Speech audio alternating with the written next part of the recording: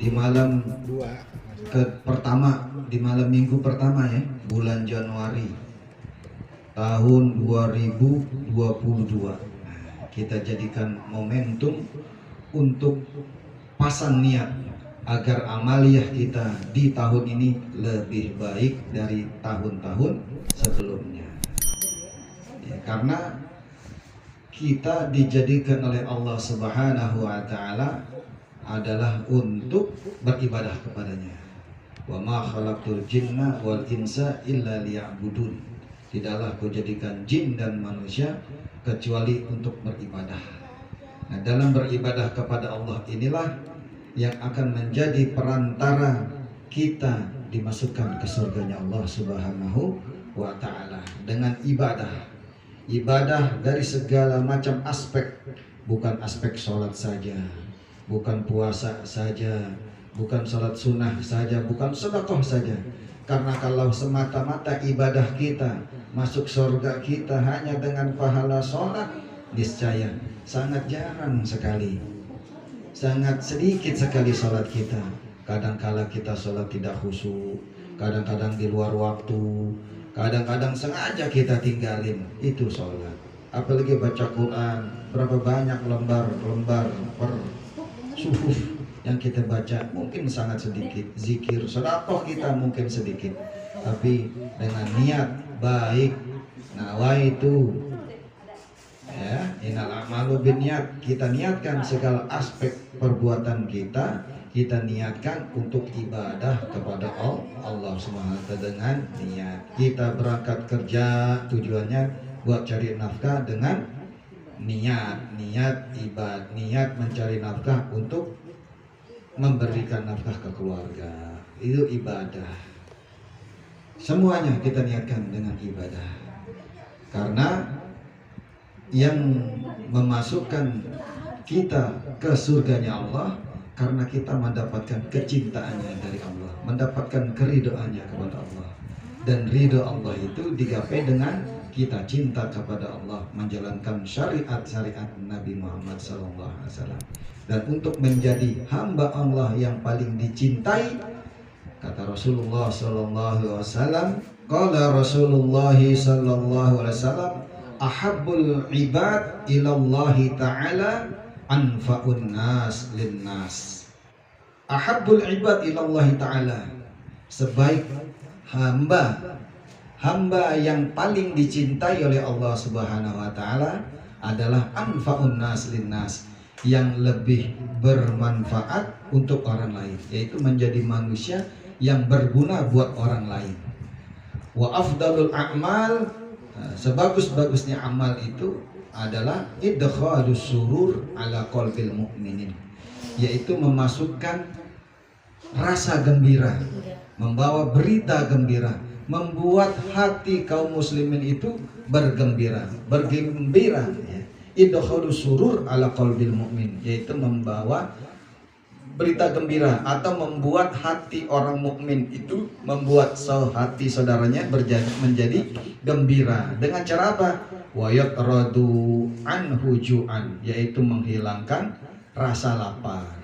Wa yakshifu anhu karaban, yaitu menghilangkan segala kesusahan dan kesulitan. Dan yang ketiga, wa yaqdi lahu dainan, dan melunasi hutangnya. Nah, tiga hal ini idkhalus surur. Itu kalau tiga hal ini dilakukan, pasti hati orang mukmin, hati saudara-saudara kita pasti senang. Apa itu? Yang pertama, wa yatradu anhu ju'an, itu jangan ada sampai saudara kita, tetangga kita menjadi kelaparan. Nah, itu. Jadi kalau kita sudah punya saudara, punya tetangga kelaparan, nah itu tugas kita harus membuat senang, idkhalus surur. Nah, Indonesia ini hampir terancam masalah kelaparan. Karena apa? Karena negara agraris, tanahnya subur dengan pertanian, banyak dialih fungsi menjadi pabrik-pabrik, menjadi hotel-hotel, menjadi perumahan. Artinya nanti itu kita akan susah mencari bahan makanan pokok kita, beras. Bisa jadi kita Ada beras tapi mahal, sehingga kaum miskin itu nggak mampu beli. Akhirnya ada yang makan cuma sekali. Bisa jadi sekarang udah ada nih, ya. Mungkin yang punya duit, yang kecukupan makan bisa 3 kali. Yang nggak ada duit buat beli beras, buat makanan pokok, nunggu sembako, makannya nunggu sembako 3 bulan sekali. Akhirnya makan cuma sekali. Karena apa? Mahalnya bahan pokok kita, susahnya perekonomian. Nah, ini tugas pemerintah dan juga tugas para suami, yaitu mencari nafkah untuk ini nih, idkhalus surur, ya, yaitu wayat rodu'an hujuan, jangan sampai ada keluarga kita yang kelaparan. Terus yang kedua apa? Wayak syifu anhu karoban, menghilangkan segala kesusahannya. Nah, jadi tadi kelaparan kita bantu, kita kasih Jumat berkah, kasih. Wah, orang Islam tuh akan senang, hatinya akan senang karena dapat itu namanya bantuan makanan. Nah, entah ini makanan matang atau makanan bahan pokok mentah, senang gitu. Bagus program itu dilanjutkan. Ada program namanya bantuan sosial, bansos, ya, dan lain sebagainya. Jumat berkah, ada juga tetangga tahlilan, ada berkatnya tuh, ada berkatnya, bagus itu, bantu itu. Wayak syifu anhu karoban, dan juga menghilangkan kesusahan. Kesusahan siapa? Kesusahan saudaranya. Wayak lahu dainan, dan yang ketiga itu idkhalus sururnya apa? Kalau saudara kita dia utang itu dibayarin. Wah, keren itu. Bayarin utang gue ya. Keren. Terus utang kita siapa yang bayarin? Jadi bayarin kalau punya utang. Kesulitannya, nah, kesulitannya apa itu? Ya dengan perekonomian yang susah, zaman yang penuh fitnah dan susah, orang susah cari kerja, susah cari nafkah, ya kan? Susah berusaha. Nah, ini saling bantu. Yang punya usaha, yang belum punya kerjaan, dikasih bimbingan supaya bisa membuka wirausaha dan sebagainya. Dikasih bimbingan, dikasih pengarah, dikasih ilmu di bidang pertanian, di bidang perdagangan, bidang bisnis, jadi entertain. Nah, sehingga semua nggak ada yang nganggur, itu baru idkhalus surur namanya.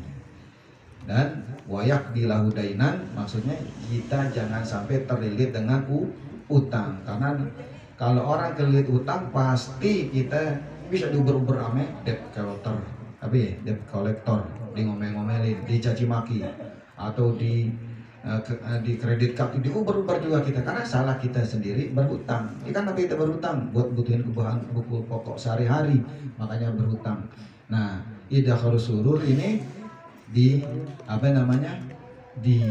kalau ada yang berhutang dikasih pinjaman itu jangan memberatkan gitu.